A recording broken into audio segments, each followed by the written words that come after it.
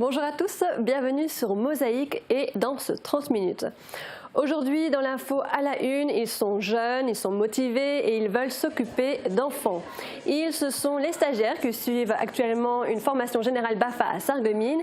Il s'agit de la première étape conduisant à l'obtention de ce BAFA, autrement dit au brevet d'aptitude aux fonctions d'animateur. Au nombre de 17, ces stagiaires apprennent la théorie du métier d'animateur et notamment les règles de sécurité. Vous aurez l'occasion de les revoir dans notre journal. J'ai tout trouvé pour mon mariage chez Festividé, à part le mari. Festividé, des idées toutes faites. Au sommaire aujourd'hui, vous voulez apprendre à rédiger un CV? Eh bien, cela peut aussi se faire via les ateliers de la médiathèque. Une fusion des régions Alsace-Lorraine, Champagne-Ardenne, pour ou contre, élus et passants donnent aujourd'hui encore leur avis. Großbliedersdorf est la capitale du chant choral pour sa 27e soirée internationale. Au Saralbandball, des changements en profondeur ont été opérés. Des petites histoires de distillation et de schnapps, c'est dans Plate-Bande. Enfin, Kubik reçoit sur scène Fred and the Living Dead. Julia, vous avez donné des indices hier dans notre séquence replay. Nous partons à Sarralbe et remontons le temps jusqu'au 23 octobre 2010. Ce jour-là a été inaugurée la chaufferie au bois déchiquetée et le réseau de chaleur. Replay. Où que vous soyez, restez connecté avec votre entreprise. Pour les pros, la solution c'est le cloud ID Réseau. Opérationnelle depuis avril, cette chaufferie collective au bois déchiqueté de forêt, d'une puissance de 700 kW, devrait permettre de réduire de l'ordre de 536 tonnes de CO2 par an. Elle dessert un réseau de chaleur d'environ 1100 mètres de long qui lui-même dessert l'ensemble des bâtiments communaux, soit environ 12 100 mètres carrés de surface à chauffer et une consommation annuelle de près de 2 136 000 kWh. Cette chaufferie industrielle devrait couvrir environ 80% des consommations passées de chauffage au gaz. Pour l'inauguration, une déchiqueteuse de bois a investi les lieux. L'occasion de rappeler que Sarralbe est propriétaire d'environ 700 hectares de forêt. Un véritable potentiel disponible que la commune a souhaité utiliser. Dès lors, le bois est une énergie renouvelable, mais aussi une énergie locale. Et aujourd'hui, en 2014, on relève que 600 à 700 tonnes de bois déchiqueté sont utilisées pour une consommation annuelle d'environ 1700 MWh.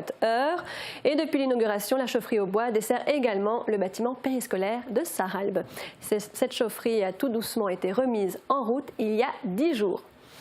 Et vous avez peut-être également rallumé le chauffage chez vous. Il faut dire que les températures ont chuté assez brutalement depuis le week-end dernier.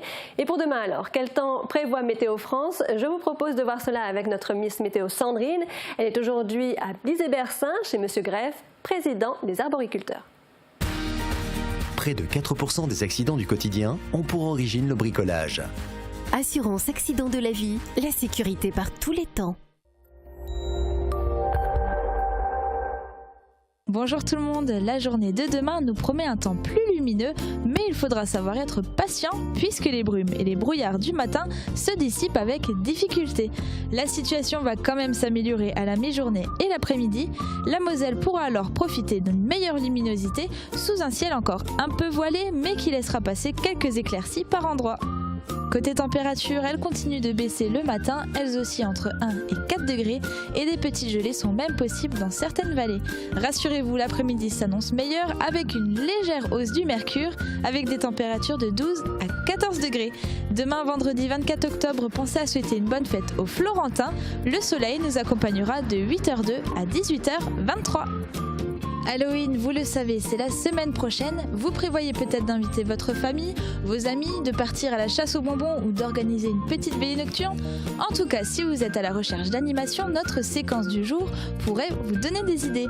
Contez une histoire, c'est banal vous me direz, mais sur un fond de piano. C'est ce que je vous propose de regarder et vous verrez pour une ambiance de chez nous, c'est une ambiance très particulière.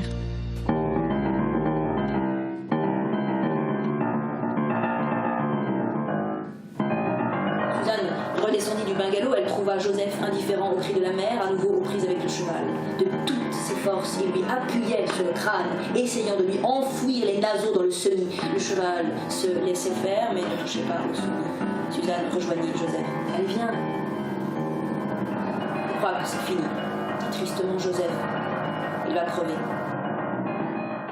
Et je suis en compagnie d'une imposante citrouille qui ne pèse pas moins de 161 kilos. Parfait pour fêter Halloween, non? Et qui sait, peut-être que Mosaïque fêtera aussi Halloween. Alors soyez au rendez-vous. En attendant, je vous souhaite une bonne journée, très bonne fin de semaine et à demain.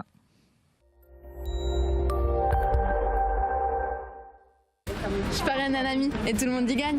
Mon filleul, ma banque et moi. Au Crédit Mutuel, un client satisfait rayonne. En page régionale, la vague de protestation des agriculteurs liée à la 5e mouture de la directive nitrate a gagné hier le nord mosellan. Elle a déferlé avec 150 tonnes de lisier déversées devant la sous-préfecture de Thionville et même jusqu'au centre des impôts. À la une de Sarreguemines, mais aussi de Forbach, le scanner de Frémin part à Sarreguemines. Le projet médical de Moselle-Est, adopté en 2013, redéfinit l'offre de soins sur le territoire avec plusieurs changements marquants, notamment le transfert du laboratoire de Frémin-Merlebach à l'hôpital Robert Pax de Sarreguemines, mais aussi bien le transfert d'un deuxième scanner. Il permettra de diviser les délais d'attente par 3. L'actualité du secteur en images, c'est tout de suite dans le JT de Mosaïque.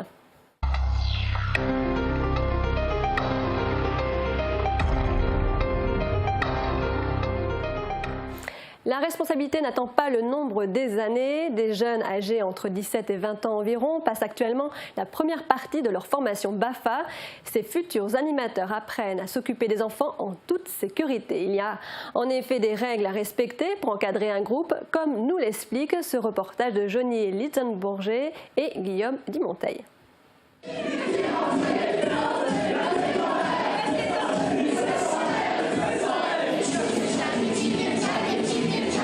Tout le monde s'éclate à la Schtroumpf-Leleu, même Gargamel. Il s'est laissé convaincre de bouger son popotin, emporté par l'enthousiasme communicatif des petits hommes bleus.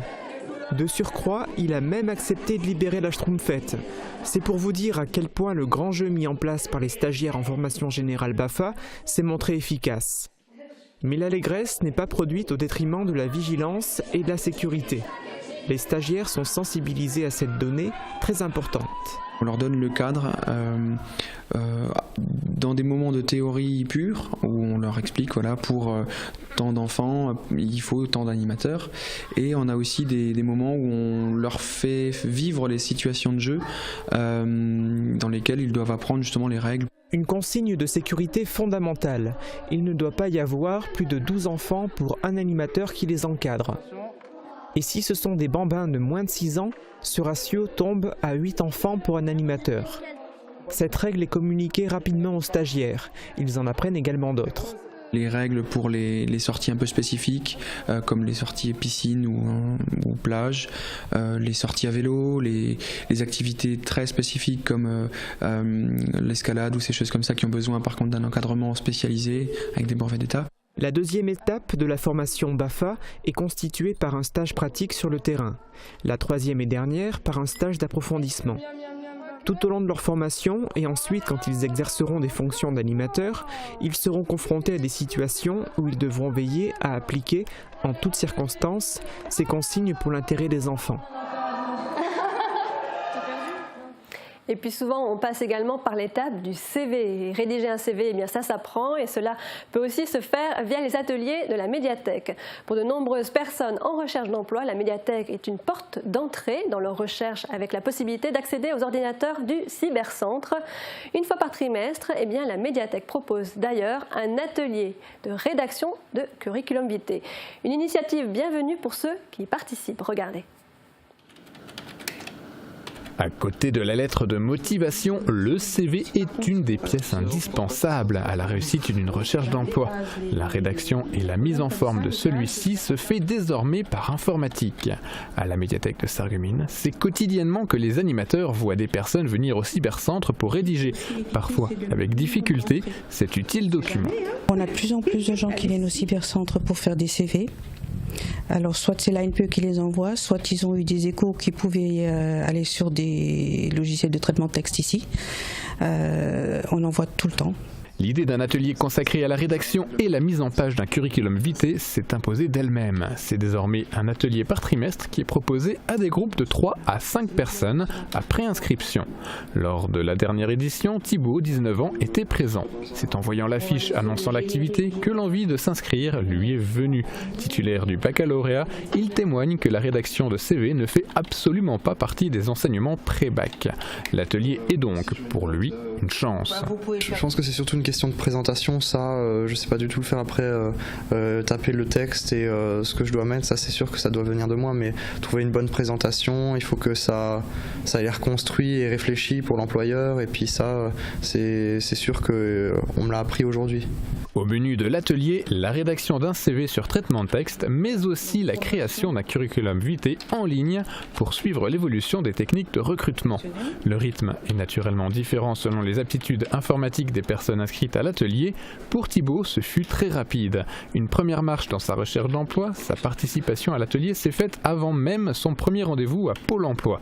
Une manière pour lui de gagner du temps et tenter d'entrer le plus vite possible sur le marché du travail.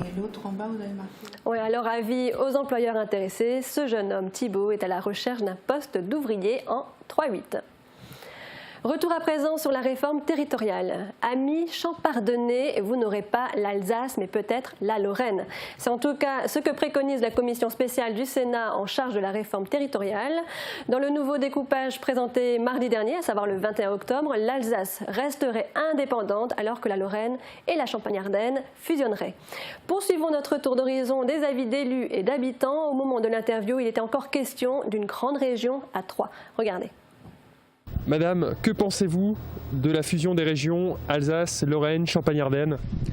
Alors je pense que c'est un projet qui va être difficilement réalisable, pas spécialement sur le plan culturel, mais essentiellement sur le plan des acquis, entre autres la sécurité sociale, des choses comme ça. Je trouve que c'est beaucoup trop grand. Ça voudrait dire que maintenant, à la place d'aller par exemple à Metz pour faire des papiers, il faudra peut-être aller, je sais pas, à Reims. Et bon, pourquoi faire un regroupement pour faciliter apparemment, alors qu'en fin de compte, ça nous fait faire beaucoup plus de kilomètres. Le principe de la réduction du nombre de régions, je crois que c'est très discutable et on peut être favorable effectivement à ce principe-là, même si ce n'est pas forcément la priorité du moment. Au niveau économique, moi ça me paraît, j'ai l'impression qu'on touche à quelque chose de compliqué. L'Alsace est florissante, les autres régions le sont moins. Est-ce qu'ils ont envie de mettre tous les œufs dans le même panier? C'est pas évident. Je trouve que l'Alsace, la Lorraine, oui, c'est plus censé côté histoire. On a vraiment des choses en commun, plus qu'avec la Champagne. En ce qui concerne la proposition qui est faite, la première c'était la fusion avec nos voisins alsaciens. Je pense que c'est une possibilité qui ne m'a pas particulièrement choqué, même si bon, les deux ont des caractères bien trempés. Mais rajouter Champagne-Ardenne, ça me semble honnêtement démesuré, parce que le territoire devient extrêmement grand et je crois aussi qu'on ne mesure pas la force d'une région à sa taille. Nous avons d'ailleurs un exemple en face de chez nous, en Sarre, qui est une petite région et pourtant avec beaucoup de dynamisme. Oui, donc la réforme territoriale, toujours une affaire à suivre. Großbiederstroff, sans transition, capitale du chant choral. Cela s'est à nouveau vérifié lors de la 27e soirée internationale de chant choral. Bernard Lange y a assisté, montage de Julia Bitran.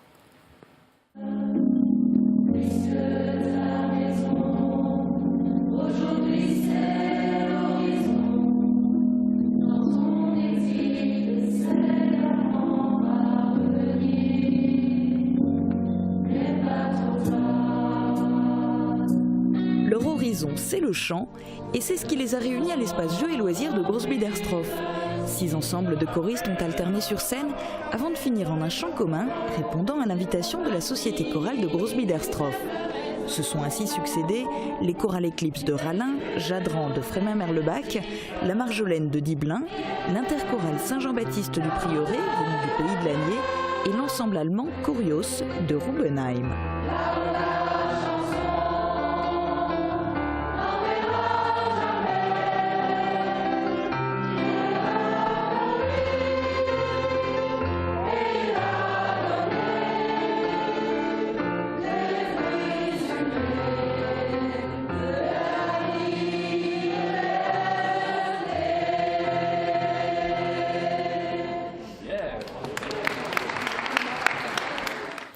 Et sachez que la Société chorale de Grossbiederstroff est toujours ravie d'accueillir de nouveaux membres. Rendez-vous aux répétitions tous les mardis de 20h à 22h. C'est à l'ancienne école des filles.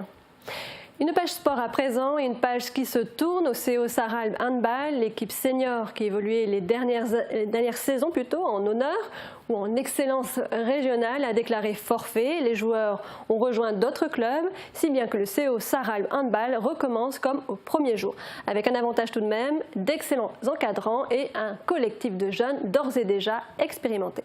Reportage Jean Birkel. Bien derrière la tête, hein. 50 ans, la Vita Nuova. Il est des débuts à tous les âges. Quoique le CO Saralb Handball ait déjà un demi-siècle d'existence, il entame cette nouvelle saison comme au premier jour, avec un nouveau président, épaulé par le monsieur handball de Moselle-Est, qu'est Albert Klein. Cette année, c'est une année sans seniors, ce qui ne s'est jamais vu à Saralb au niveau du handball, ni dans les autres associations. Donc c'est vraiment une année jeunesse. Donc la preuve en est qu'aujourd'hui on est 60 licenciés, et sur ces 60 licenciés, il y a à peu près 55 jeunes. 55 jeunes, de 8 à 16 ans, et dont les meilleurs et les plus expérimentés évoluent en élite de Lorraine. Le passage à vide, sans équipe senior, la vitrine du club, ne saurait durer longtemps. Même si on a des joueurs qui reviennent l'année prochaine, ça nous coûterait très cher de récupérer tous ces joueurs au niveau des mutations. Donc on va vraiment essayer de créer sur les jeunes qui vont venir, où il y a d'autres jeunes qui seront des alentours, qui voudront recréer du handball. Une équipe senior peut monter très rapidement à un bon niveau. Et d'ici à ce que nos éléments phares au niveau des jeunes arrivent en senior, je pense qu'on aura un niveau d'excellence qui est le niveau habituel de Saralb depuis des années. Le président table sur 2 ou 3 ans au mieux. Le temps d'installer aussi une nouvelle dynamique, plus familiale, précise-t-il, avec la nouvelle génération de parents qui prend la relève. C'est un mal pour un bien, parce qu'en fait aujourd'hui on cherche vraiment à faire des jeunes à Saralb. Donc on a une vraie politique de jeunesse, c'est-à-dire on a instauré, avec la mairie on a mis en place une école des sports et avec les enseignements du collège. Donc nos enfants ont 3 heures de handball par semaine au collège et donc plus les heures de handball qu'ils ont ici. Donc on a vraiment la volonté de faire du sport avec des intervenants au collège qui viennent de Sarrebourg, c'est-à-dire la meilleure équipe de la région, N1. Donc on a vraiment des gens compétents qui s'occupent de nos jeunes actuellement. Pour preuve, 2 des 5 équipes de jeunes évoluent en élite et une partie des moins de 11 ans est surclassée en interdépartemental des moins de 13 ans. Autant dire que le vivier de joueurs est prometteur. Une petite page de pub et on se retrouve pour un plate-bande ivre de rire et un cubique tout en rock. A tout de suite.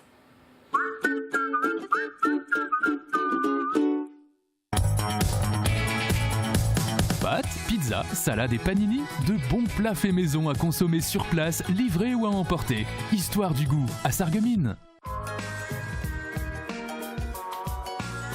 Oh, qu'il est gentil, notre grand garçon. Oh ça oui, moi, à son âge. Ça va, Jules, on connaît. Cette famille pourrait être la vôtre. Bah oui, c'est du surgelé. Et alors? Ça pue. Chloé, l'ado aux 1000 questions. Dis, tu fais jamais d'erreur, toi, quand tu tries? Ludo, le donneur de leçons. On range tout et vous dégarpissez, ok? Je peux savoir pourquoi t'avais mon portable? Haha, c'est qui, Amandine? Flo, la mère, désespérée. Bon, si t'arrives pas à suivre, achète un petit stock d'avance. Jules, qui ne voit plus que pour son vélo. Ça, c'est pour les crottes de chien enlevées. Gérard et Jeanne, attachants mais désespérants. Bah, les pattes. Eugène, le voisin toléré. Au cœur de cette saga, un casse-tête quotidien. Le tri. C'était pour la déchetterie, mais en entier. Scène de tri, la nouvelle série qui fait trembler nos poubelles. À partir du 28 octobre sur vos télévisions locales. Moi aussi, il y a des choses qui m'encombrent et qui m'énervent et dont j'aimerais me débarrasser. Je comprends.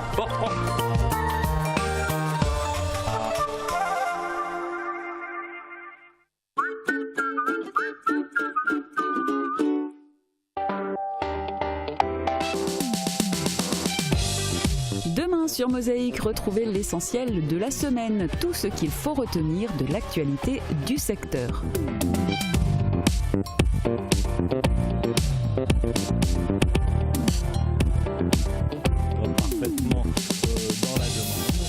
Mosaïque vous propose également un gros plan sur les 20 ans de Smart, la belle aventure d'une petite voiture, d'une grande idée et d'une histoire qui continue de s'écrire. Ensuite avec les 6 France, quelquefois on se sentait bien tout seul, les Mosellans, pour défendre notre projet.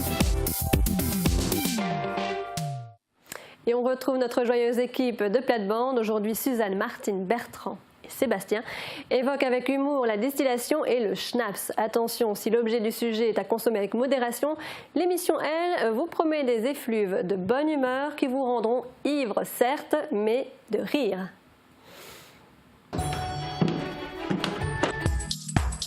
Avec Virch Menuiserie, votre maison devient tendance.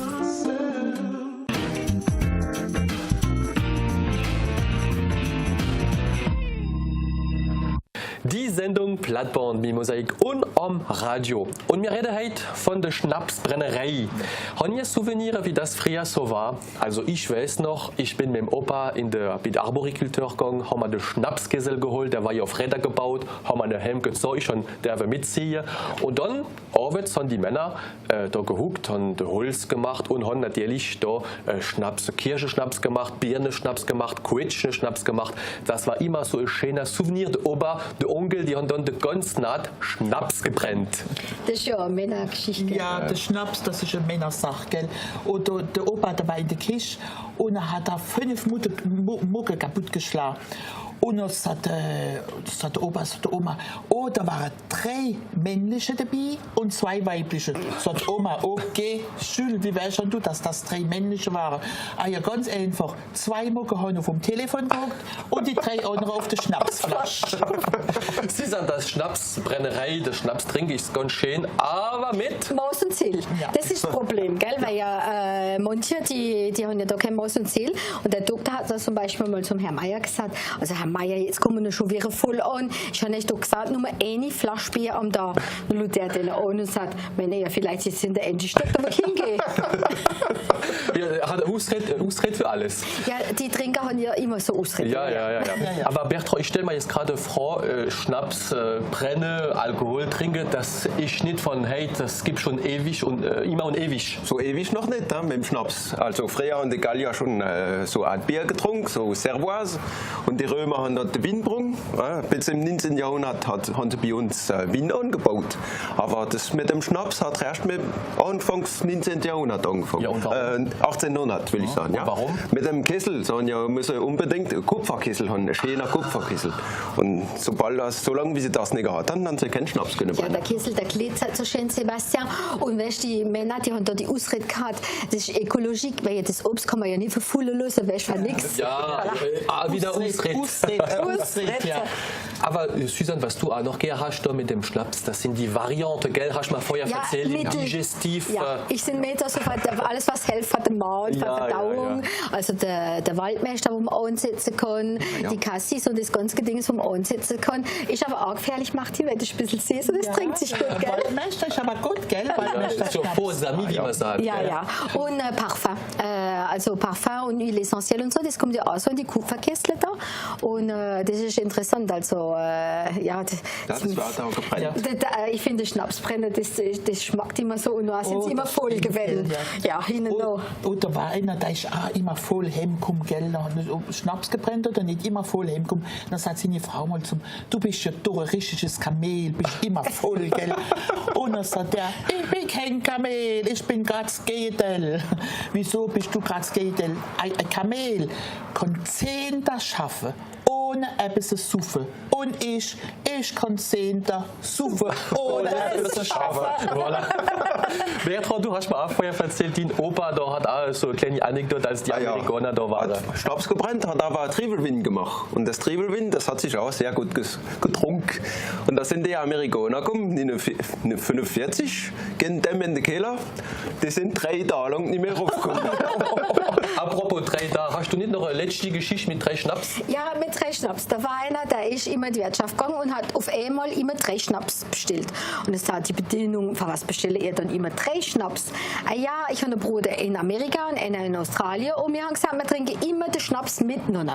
Jetzt ein paar Wochen später kommt er und stellt nur mehr noch 2. Dann sagt die Bedienung, oh je, der Wille ist denn gestorben, der in Amerika oder der in Australien? Dann sagt er, nee, der Doktor hat gesagt, ich darf keinen Schnaps mehr trinken. Also ich wäre so, wir sollen jetzt Prost, ich kenne Schnaps trinken mit Wasser. Und das ist jetzt ein Schnapshiesel. Ein Schnapshiesel, genau, das ist auch wichtig, dass wir das gesehen. Und wir hören uns und sehen mal wieder am nächsten Donnerstag. Bis bald und Prost. Prost. Aujourd'hui, Québec accueille des rockers zombies de Moselle-Est, Fred and the Living Dead. Regardez, écoutez, appréciez.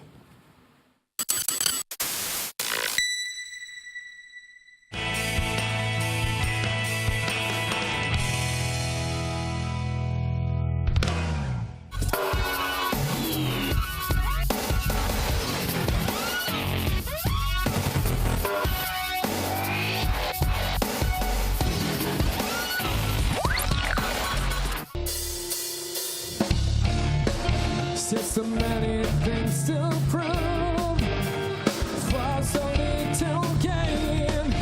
There is so much to endure just to relieve the pain. Can't we open our eyes to see how this will end? If we don't bring a change that let it put us in.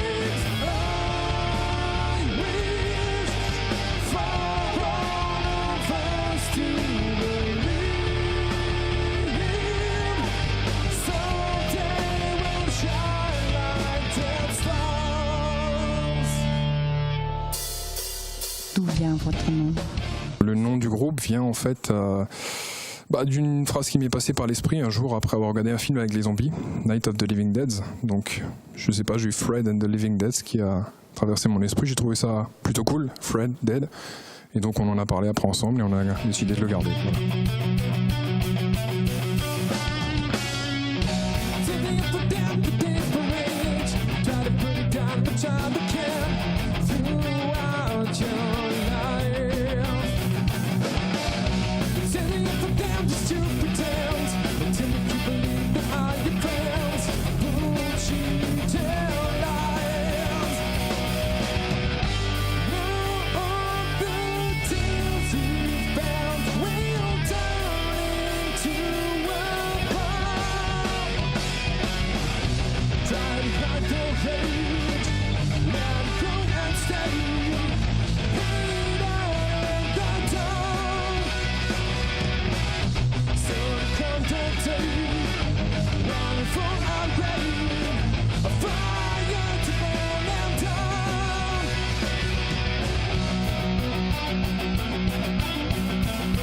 Il y a un double aspect. Le premier aspect, c'est l'aspect plutôt cool de la chose, c'est-à-dire on était tous adolescents, enfin on n'est pas très vieux mais voilà, référence quelques années auparavant, on était tous fans de Resident Evil, enfin voilà, tout le phénomène zombie à travers les jeux vidéo, les films de George A. Romero et compagnie. C'est revenu plutôt sur le devant de la scène il n'y a pas très longtemps avec The Walking Dead et c'est ça qui nous plaît, enfin c'est une dimension plutôt sympa.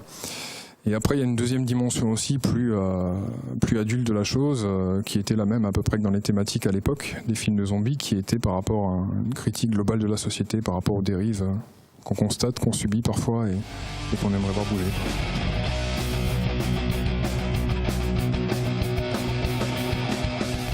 Voilà, c'est avec Fred et The Living Days que se termine ce 30 minutes. C'est la fin et pour ma part, je vous dis à la semaine prochaine. D'ici là, n'oubliez pas de passer à l'heure d'hiver. À bientôt.